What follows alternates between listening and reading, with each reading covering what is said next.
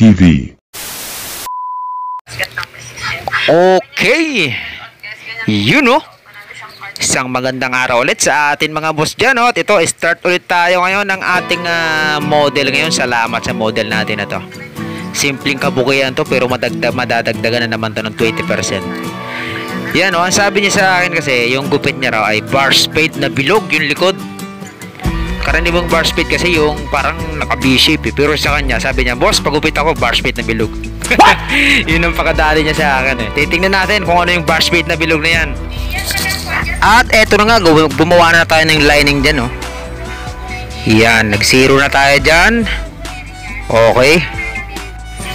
Sa totoo lang medyo hirapan ako sa ulo ni brother kasi alam nyo yun, yung mga maraming lubog-lubog kailangan talaga tsatsagain mo at kailangan magbabalanse yung kulay niya, yung itim niya at pagkaputi. Kaya talagang natagalan ako dito kay brother pero kailangan kasi para balik-balikan tayo ng customer siyempre hindi naman natin pwedeng bilisan ng paggupit sa mga ganito.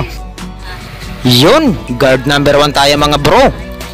Eto na, tatanggalin natin yung kanto na yan Yan ang nagpapahirap sa kanto na to.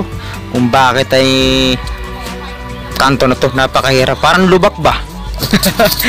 Okay, nandito na tayo sa part na to at malapit na mawala yung kanto na yan Nagmumukha ng parehas ang kulay.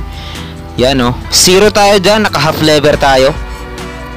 Yan, sungkit-sungkitin, talagang tiyagaan lang pag ganito, lalo na yung ulo ay lubog. Nako, talagang pahirapan pag mga ganong ang ulo ng customer gagawin mo talaga ng paraan.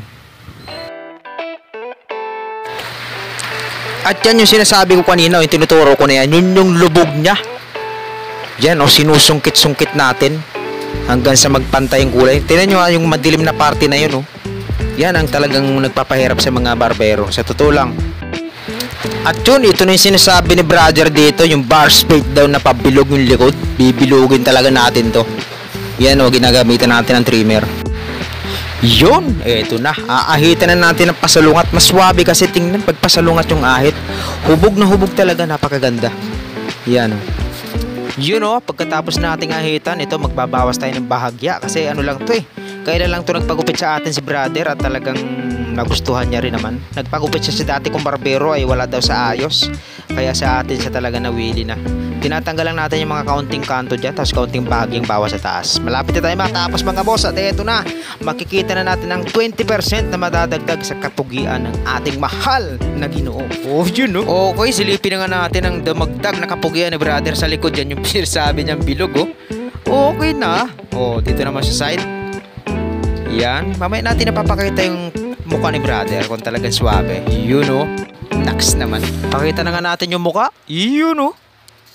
20% ang nadagdag, parang 30 o 10 lang yata. Grabe namang nadagdag yun. Pwede na rin. Okay, maraming salamat po ulit sa naglaan po ng oras sa ating video ngayon. Sa mga customers po natin dyan, salamat po sa mga na willing magpa-video.